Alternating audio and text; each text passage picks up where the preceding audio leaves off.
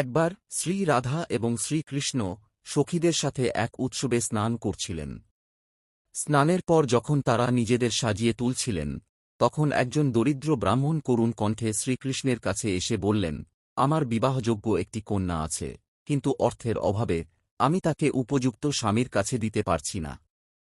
অতএব দয়া করে আমাকে কিছু সম্পদ দিন। শ্রীকৃষ্ণ ভাবলেন, শ্রী রাধাই আমার একমাত্র এবং সম্পূর্ণ সম্পদ। তিনি ছাড়া আমার আর কোনো মূল্যবান সম্পদ নেই, তাই তিনি ব্রাহ্মণকে বললেন, আমি তোমাকে আমার সম্পূর্ণ সম্পদ দিতে চাই, কেবল সামান্য টাকা নয়। তারপর তিনি শ্রী রাধার দিকে ইঙ্গিত করে বললেন, তিনি আমার সম্পূর্ণ সম্পত্তি এবং সম্পদ। দয়া করে তাকে গ্রহণ করুন।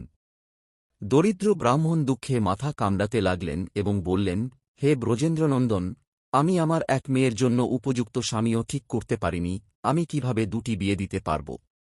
এটা আমার জন্য বিপর্যয়কর। এখন আমার কি করা উচিত?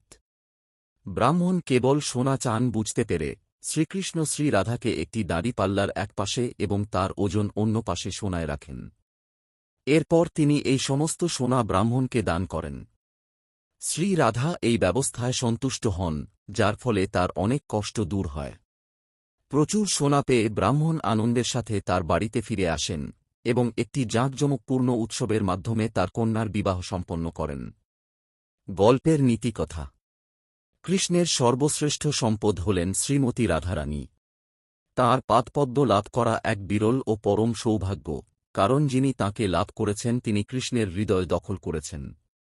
এই গল্পটি দেখায় যে সবচেয়ে বড় সম্পদ হল শ্রীমতী রাধারানীর কৃপা এবং করুণা, যার মাধ্যমে কৃষ্ণের করুণা সম্পূর্ণরূপে উপলব্ধি করা যায়। পরম সম্পদ শ্রীমতী রাধারানী হলেন সর্বশ্রেষ্ঠ ধন এবং কৃষ্ণের প্রেম ও করুণার মূর্ত প্রতীক। শ্রীমতী রাধারানীকে সন্তুষ্ট করার মাধ্যমে কেউ কৃষ্ণের কৃপা লাভ করতে পারে। ভক্তিমূলক অগ্রাধিকার ভগবানের সর্বশ্রেষ্ঠ ভক্তের অনুগ্রহ লাভের মাধ্যমে সর্বোচ্চ আধ্যাত্মিক পরিপূর্ণতা অর্জন করা সম্ভব। নিঃস্বার্থ দান ভগবান শ্রীকৃষ্ণের তাঁর সবচেয়ে মূল্যবান সম্পদ দান করার ইচ্ছা, ঐশ্বরিক প্রেম এবং নিঃস্বার্থতার গভীরতাকে চিত্রিত করে। ভিডিওটা ভালো লাগলে প্লিজ সাবস্ক্রাইব করে আমার পাশে থাকবেন। নমস্কার।